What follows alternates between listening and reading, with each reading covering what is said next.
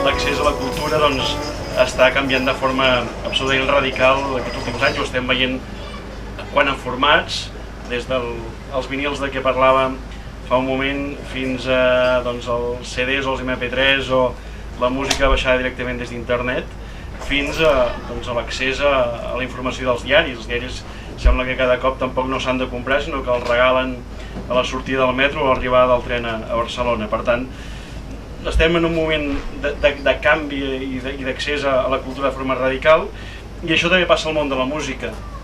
Nosaltres vam fer aquesta experiència, va ser la primera passada, de distribuir juntament amb la revista Enderrock i la revista Jazz dos discos compactes, dos recopilatoris amb grups catalans, amb grups dels països catalans, que havien llicenciat les seves cançons en Creative Commons.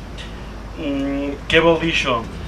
En els discos que us hem distribuït hi ha casos de tot. Hi ha gent que permet el 100% que la seva obra sigui absolutament copiada, distribuïda, que se'n pugui treure qualsevol profit, mentre que n'hi ha que reserven alguns drets com el de l'obra derivada o com el del profit econòmic.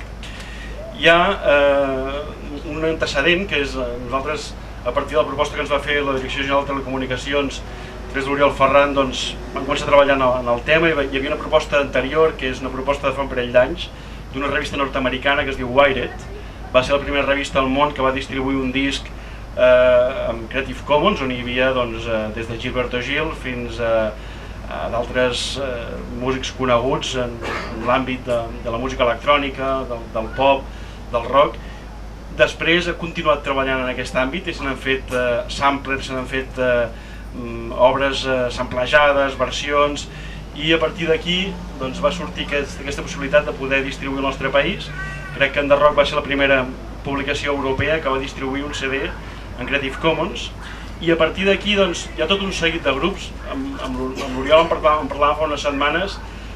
Ben bé podríem comptabilitzar que en aquests moments als països catalans hi ha una 50ena de grups que han editat ja o que estan a punt d'editar en Creative Commons. I no només això, sinó també hi ha companyies discogràfiques.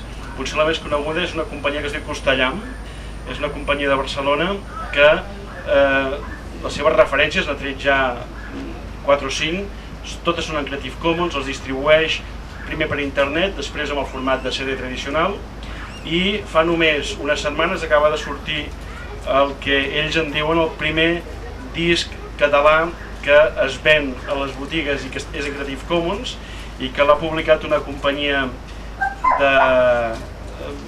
penso que és de Tarragona, que es diu Singular Edicions, i el grup que hi ha darrere aquests discos que es troben a les botigues és un col·lectiu de discjòqueis que es diu Hamster Loco, que les seves cançons són en Creative Commons, però cedeixen que el profit econòmic vagi directament amb ells, però a través d'una companyia discogràfica que és Singular Edicions. Per tant, com deia, l'autor se'n pot acabar traient profit econòmic sense haver de passar per les tradicionals empreses, institucions de gestió de drets d'autor, com poden ser les GAE o com poden ser d'altres països. Això no vol dir que Creative Commons vagi en contra de cap d'aquestes organitzacions, cap d'aquestes institucions de control de drets d'autor, però és una alternativa que el que permet sobretot és això, al principi que deia, la distribució de la cultura sense que pagui aquests cànons o per tant facilitant també les vies per distribució de cultura. Que si els articles de la revista Enderrock són amb Creative Commons o teniu intenció de llicenciar-la? Bona pregunta aquesta. Nosaltres vam fer un reportatge sobre el tema Creative Commons en el qual l'article estava llicenciat en Creative Commons i permetia la còpia, la distribució i la difusió sense haver de pagar. A veure, De moment els articles no són a Creative Commons, sí que ho és la pàgina d'internet on hi ha això, i hi ha moltes pàgines d'internet, entre elles la d'Enderrock també, que permet això, la còpia, la difusió, la baixada d'informacions, i de fet, només citant això, la font, i això fa que moltes pàgines d'internet, Enderrock té una pàgina, enderrock.cat, on hi ha informacions diàries sobre l'activitat musical. Això fa que molta gent es beneficiï d'aquestes informacions i les penja a les seves pàgines citant Enderrock. Bé, hem començat per internet, segurament haurem de continuar, no sé si a través de Creative Commons o de quina fórmula, però buscant una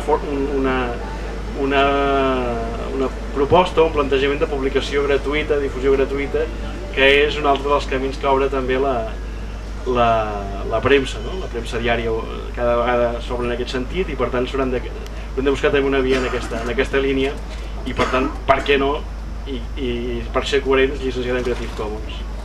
Samarretes i un MP3, un reproductor MP3, on a dins hi ha totes les cançons introduïdes, que també us les podeu esborrar i posar-ne d'altres grups, aranyencs, com els Addictes a la Barra, que avui han vingut perquè em sembla que estan molt interessats en tot això de la música lliure. I res, us regalarem un adhesiu, i al darrere d'aquest adhesiu hi haurà un codi. Doncs, si no hi ha res, doncs us ha tocat un bonic adhesiu del programari lliure. Si hi ha una M, vol dir MP3, que és aquest reproductor, i si hi ha una S, doncs una samarreta. I malgrat tot, jo penso que la lliçó, la xerrada d'avui, tant d'en Pep com d'en Lluís, ha estat un gran regal, i tot això del coneixement, que és molt important que circuli, que sigui lliure. Mira una lletra, què és això, una samarreta? Una S, samarreta. Sob a leve pressão do polegar.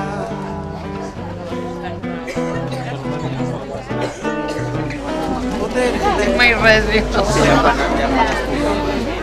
Pra você.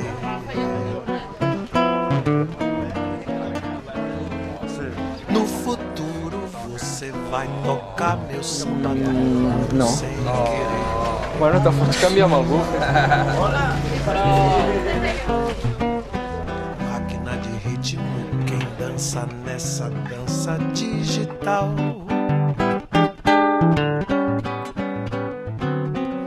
Será, por exemplo, que o meu surdo ficará mudo afinal? Pendurado como um dinossauro no museu do carnaval. Se você aposta que a resposta é sim, por Deus, mande um sinal.